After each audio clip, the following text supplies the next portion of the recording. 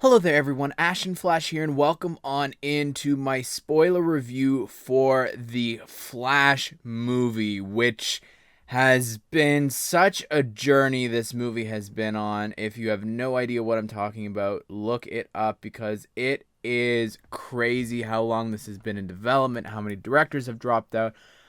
So much has gone wrong with this film, and that's not even talking about the Ezra Miller of it, which I also encourage you to do your own research and form your own opinions instead of what people on social media will have you believe, because there is a massive, and I say massive, DC bias. If you don't believe me, boy do I have some examples to talk about. So let's go ahead and let's go through here my thoughts on the movie, non-spoilers, spoilers, and then Lego talk. So I want to start things off here by saying in non-spoilers, I actually saw this movie twice. I got to go to an early screening the Monday before it released, and then I went on the Thursday night preview screening to go watch it a second time before recording this review. And I don't believe, ever since I've been doing this style of reviews, that I've had the chance to watch a movie twice, which it sort of gave me a lot of perspective, I think, and maybe lowered my expectations in some ways and helped me to know when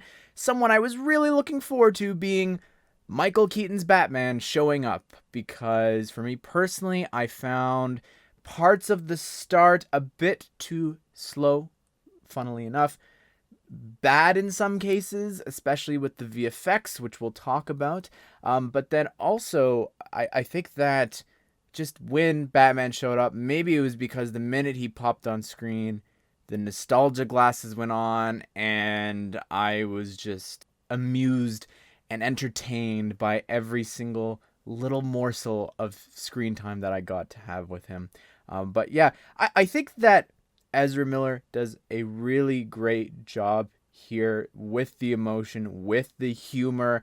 I think comparing it to like Justice League, boy was he annoying in those two versions, and with the brunch and all that stuff. I feel like one version of him here, the one that, I guess I'll call him R. Barry, is a lot more likable than the other one. Just making all these annoying noises, and oh my goodness, as he says himself, calls himself obnoxious. Boy was he. But that's also, that's the part. He's young. He's a kid. That's younger Barry, but could not stand him until a specific moment that he was sort of put in his place, which I'll talk about as well. I think Supergirl, I really wish we didn't know about her going in. I know that obviously she had to be brought into the branding and all that, but if we didn't know about her, what a reveal that would have been, I think. And Zod was so fun to see as well. I'll talk about that more in spoilers. But yeah, overall, I think that there are some parts of this, the VFX, I was very critical of Marvel when they have really bad CGI. The fact that this movie was delayed an entire year because of reshoots and VFX, and this is the final product, oh my goodness, this has to be, this is just not acceptable. It's got some PS3 cutscene stuff, maybe even prior consoles in some cases, but let's jump in to spoilers here first. So I want to talk about Batman first, because for me, that was what I was going in with, with just all the drama and everything. I put all that aside because Michael Keaton is back, and I was just so excited. That was the first Batman that I ever saw, even though I was born almost a decade after the movie came out, his first appearance, but I was so excited to see him back here. We've got Indy back in a couple weeks too. It's just my childhood. It's just incredible. So with Keaton being back here, I was so amazed by the action stuff that he got to do. I think that I'm very excited for the director of this to go on and do Brave and the Bold, the new DCU Batman movie. I think if he handles Batman the same way he did here, I think we're in really good shape, because I personally really like the combat. I loved all the gadgets and different things that he got to do here, with just even some of the references to the old Batman films. Now, obviously, if you've seen the trailers, you've heard the, yeah, I'm Batman. And then also the, you want to get nuts? Let's get nuts. Which, seeing it in the trailers, it did feel very jarring. I know that it was really off-putting to some people, but I think the way that they use them actually in the film, it's quite fitting.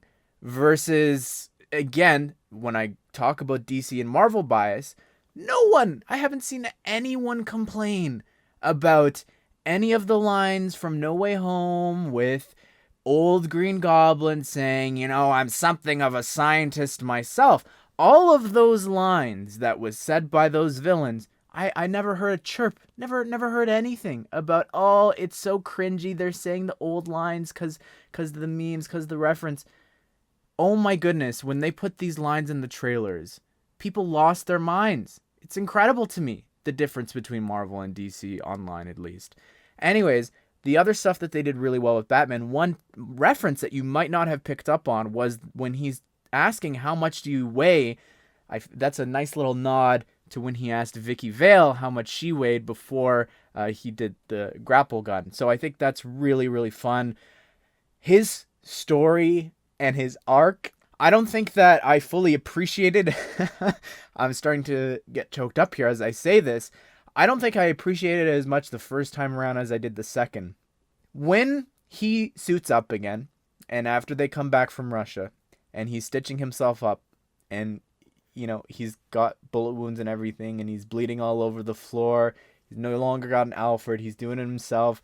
He looks in the mirror, and he just gives this amazing smile to himself of, yeah, I'm back. It feels good. And again, knowing the ending and everything that happened with him at the end when, he dies, I think that is an excellent send-off for him. I think bringing him out of, recluseness, is that a word? Of him being in retirement, actually being old, unlike a certain Christian Bale going into retirement because he broke his leg. But anyways, him coming back here because of Barry, because of Zod and all this, I think after, he's made Gotham peaceful, he's done his job, I think that just tells such a great story for him. I would love a third film with him, and we'll talk about Batgirl at the end because it ties into the ending. But I would love a de-aged version of him. I know everyone hates de-aging, blah, blah, blah. I'm looking forward to seeing all of it in Indiana Jones. I think actually more so with Batman, it would work better because of the cowl. Already some shots of him look really young. I don't know if it's just the CGI. They forgot to put the wrinkles in or something. But he looked really great here. And I would love to see him back. Fight Billy D. Williams as Two-Face, please. But don't let these VFX people anywhere near that movie. Anyways, we've talked enough about Batman as much as I love him. Let's talk about the other Batman in the room, shall we? Affleck is amazing. I agree with what he said, is he gave the perfect Batman and Bruce Wayne performances here for the little bit of screen time that he was on. I think that is one of the best chase sequences for Batman we've ever had. I love that motorcycle. Like, that was so cool. Just everything that he's doing with that. I thought just like popping the tires, the sort of thing that popped out to lift up the cars as he's ramming through them, the shields when they're shooting at him. Just every single moment that Ben Affleck was on screen really made me realize just how much I love his performance as Batman. And I just think that's been so overshadowed in my mind from the Snyder cult and just them harassing him. And I literally mean harassing him over the many, many years, to the fact that he didn't want to play the role, then he wanted to play, then he didn't want to play, because that's all anyone would ask him about. I completely understand why Harrison Ford is so pissed off when he's asked these questions about Han Solo and Indiana Jones. Poor Ben Affleck, I feel like he's gotten everything Harrison Ford has gotten over, all the decades of playing these characters, but he got them in the span of less than 10 years here. But he was phenomenal. I loved the blue suit. Please, in Brave and the Bold give him a blue suit. I think that's so great. But I really enjoyed his performance. Great to see Alfred back. He was phenomenal for the little bits that we had with him interacting with Barry. I really wish that I didn't know about Wonder Woman showing up, though, and because of the Funko and because of Ben Affleck saying that she rescues him, would have been so great not to know about that. But it was cool, I guess, that it was, at least it was not generic goons. It was Falcone's son. Would have loved if this is indeed his last outing for him to fight, his Riddler, or someone could have been there, some actual villain for him.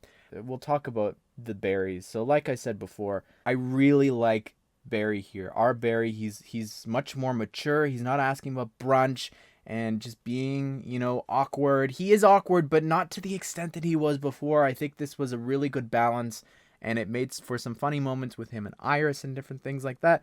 But I think the part that blew me away, obviously, of watching 9 seasons of the Flash show, this did an excellent job of telling that origin for people who don't know a lick about the Flash. The fact that he was already pre-established in the Justice League movie, in Batman v Superman, and all those previous movies, and Suicide Squad, the fact that we were able to tell an origin movie here by having him walk young Barry through the powers that he already knows, showing him being struck by lightning, a different Barry, but still giving the audience that sense of where his powers come from, what he can do with them, with the phasing through walls, with the different electricity, with the cyclones, introducing people to how he has to have this high calorie intake, showing young Barry all of these different tricks and different things like that. I thought they did a phenomenal job looking at it from that perspective. Really great for people who know nothing about him at all whatsoever. I think there was so many funny moments that I don't think I expected it to be that funny. I did not at all like young Barry and the laugh. And, I guess kudos to Ezra Miller for giving that young, obnoxious performance, like I said before, but it was just not for me. I was really just... I can hear his laugh in my head. It's like on par with Jared Leto's laugh. It's something else. I did not like it at all. They did a good job making him look young as well and different from the other Barry. But what I said before, there was a moment, and the moment was when Barry yells at him and loses his mind, when the second Barry's like, "Okay, Mom." That moment is one of my favorite moments, I think, in the movie, just because it tells such an important lesson that I think all of us need to remember, is that, the life that we're living now, we shouldn't take it for granted. Now, obviously, multiverse, etc. isn't real, but I think that it's interesting to see that perspective of this Barry that has both his parents in his life, how that Barry took for granted different small things, the tiniest little things. His mom doing his laundry, decorating his room, the little monkey toy that could have been our Barry's last monkey little memorabilia that his mom gave to him because she died. Like, just those small things. It's interesting to examine and look at your life of what you take for granted that you may not even realize. Just the small little things like that.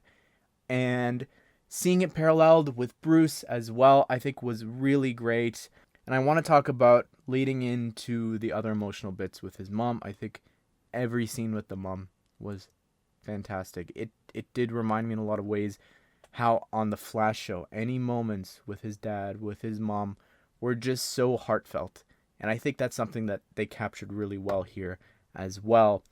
One of my favorite things watching it a second time, if you recall, there's a moment when they're in the kitchen, it's trying to solve the math problems, right? And she says not every problem has a solution. After that, the dad comes in and puts like all the flour in his hair and says, "Look at him, he's so old, he's got gray hair." Oh my goodness. I never made, because I forgot about that line, right? The first time around, but knowing it the second time, what a connection to the ending and the twist with Dark Flash.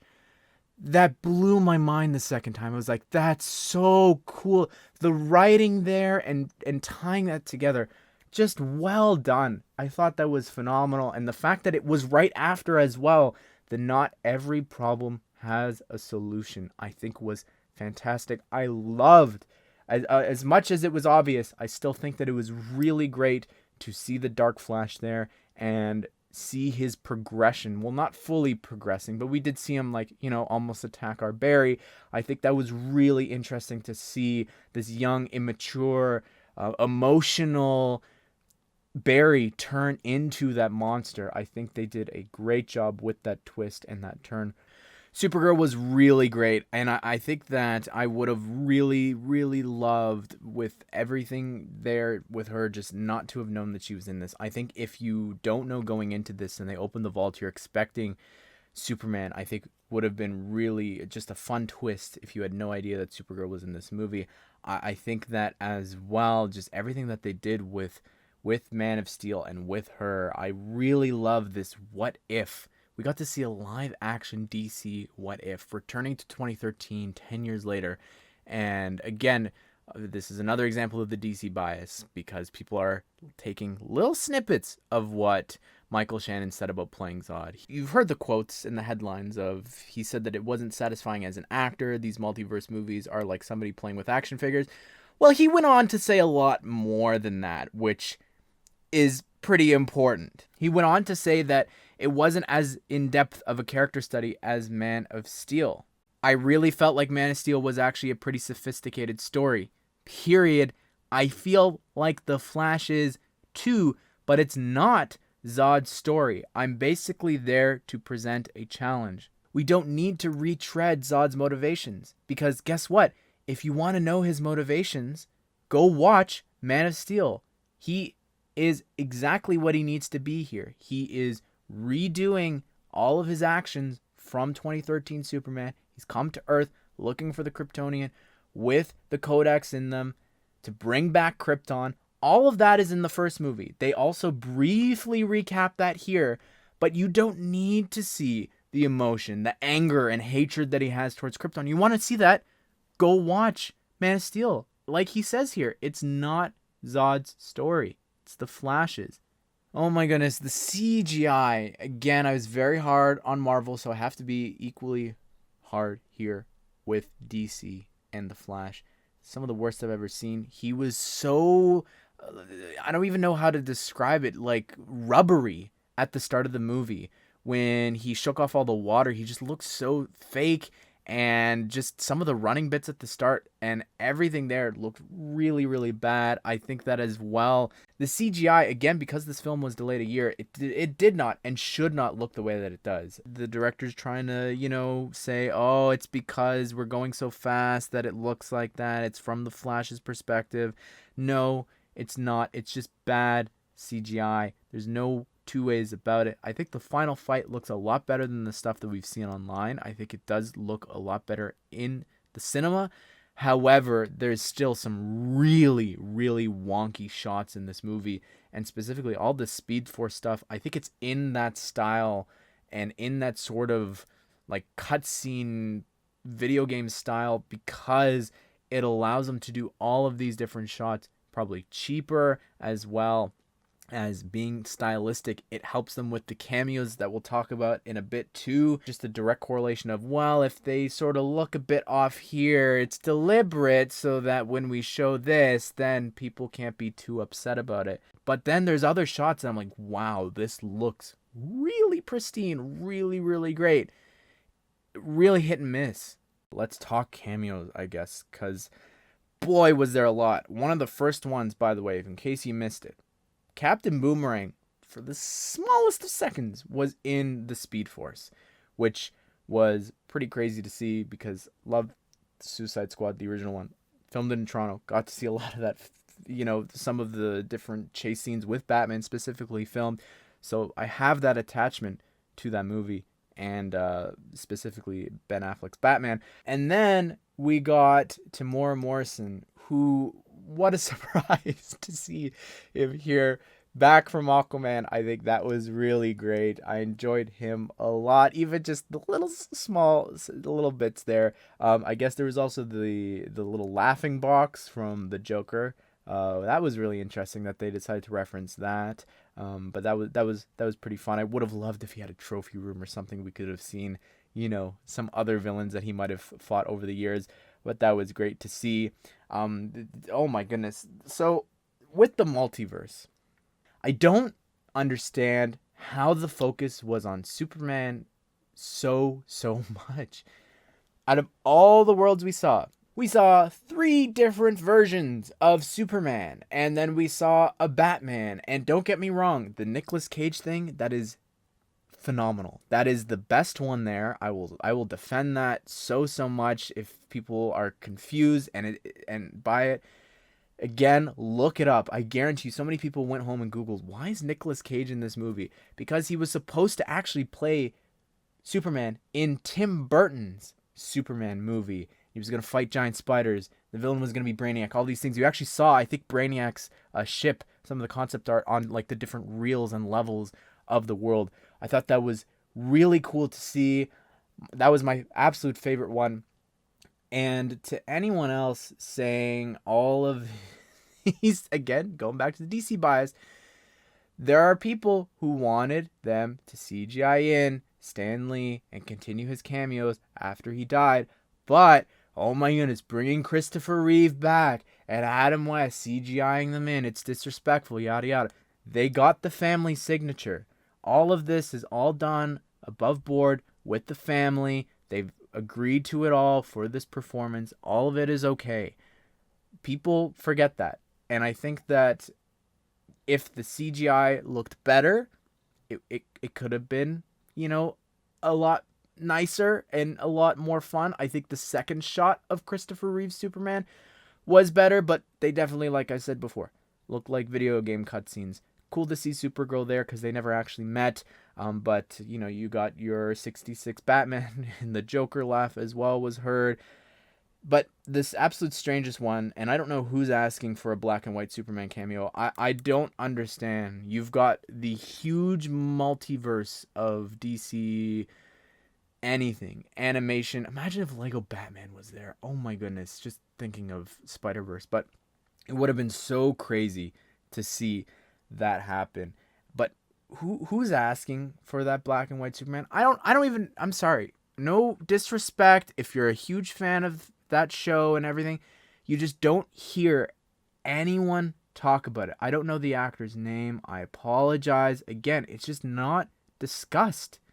That's not even my problem. The fact that the only other Flash cameo in this was this Jay Garrick that's sort of from the same world, but I did a search. There was no Jay Garrick there in the show, at least from my limited searching that I did. The fact that allegedly people think that's Teddy Sears from the Flash show, which, I don't want to spoil it because I want to encourage anyone to go and watch that show because it's fantastic. Seasons 1 to 3, just watch that. I don't get how you put him in here, but you don't put the other Jay Garrick, played by the original Flash TV show actor, John Wesley Shipp, and Grant Gustin's Flash. The fact that the director has said that he didn't have enough space or there wasn't enough room, couldn't find a way to fit him in, whatever the excuses are that you're saying and spouting out of your mouth when you were answering these questions, absolute bull. They did an excellent cameo. They had room for Ezra over on The Flash Crisis on Infinite Earths, which did some really phenomenal cameos. Brought on over Ezra, did that little thing, got this Flash his name from that crossover. The fact that you can't return the favor for a split second baffles me. The fact that there was such a focus on Superman and Batman when this is the Flash movie would have been so cool to see Green Lanterns, different versions of that. Would have been great to see, even just showing some more love for DC. I think that in comparison, Spider-Verse definitely did the multiverse better in that regard of just making sure you cover all your bases. But this probably had a better story in terms of like message and heart, I think, as well. I don't know. It's tough to compare. I really like them both. I did a review if you want to check it out of that movie specifically. But talked enough about those cameos. Oh, I guess we'll talk about the last final cameo, the end credits. Oh my goodness. What the heck was that? I don't understand. That was one of the worst end credit scenes I've ever seen with Aquaman. Nope, not for me. And I think that definitely could have been something else, literally anything else. A conversation maybe with George Clooney's Batman, which we also haven't talked about because I want to talk about the ending and how it was going to tie in to Batgirl, which of course was canceled. So if you didn't know, Batgirl was going to feature Michael Keaton's Batman returning, being a mentor to that Batgirl. I believe her outfit was going to be made from like Michelle Pfeiffer's outfit and different things like that. Something along those lines, or at least her first outfit. And it was also going to be a merging of multiverses, right? Because Commissioner Gordon was going to be played by J.K. Simmons. So the ending was going to be with Michael Keaton's Batman being the new DCEU Batman. And we have literal proof, not just word of mouth, set photos. We have set photos of him leaving the courthouse and Michael Keaton actually being on the steps there, not George Clooney, having him actually be out on the steps interacting with Barry, and then also Supergirl flying in as well. I think that is very, very interesting that we have pictures of all those things. That was actually our first look, I think, at Supergirl's outfit. So it's fascinating that they changed it to George Clooney. I'm very curious as to why. I think, and I've said this before and I stand by it, George Clooney was an excellent Bruce Wayne. He was not a good Batman. He's so charming and charismatic. Whenever I watch him in anything else, I 100% see why he was cast in that role, because he is all those things, but just he didn't have a great Batman run. But maybe he will now. And to be honest, I would love for him to get a second chance. I think that would be hilarious and very interesting to see what people think of his return. Lego talk. All right, let's talk about this one more time. Where is the Flash set? It was revealed and leaked on a retail site a really long time ago. We've known about it, saw some leaks for it, but nothing has happened. Movie's out now, and no updates about it besides it being supposedly canceled. So I really hope that this video does not age well and that it does eventually release. But yeah, there should have been characters in the Batcave. Some of the August sets with the Batwing should have been from The Flash. I would have loved that Batwing, which, by the way, looked phenomenal. And it's just spinning and everything, sort of like the Slave one, I guess, having the interior cockpit stay the same, but the outside spin. Oh my goodness, it was so cool. Would make for a phenomenal Lego set. So many characters and outfits here in this movie I would have loved to get in Lego form.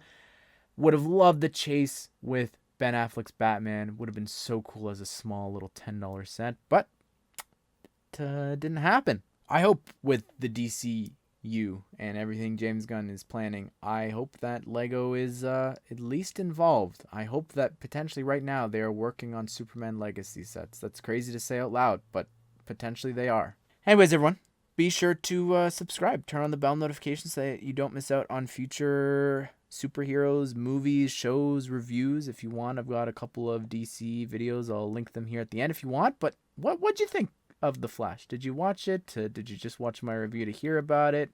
Comment it all down below. Hope you guys did enjoy the video. Hope you all have a great day. I will see you all in the next one.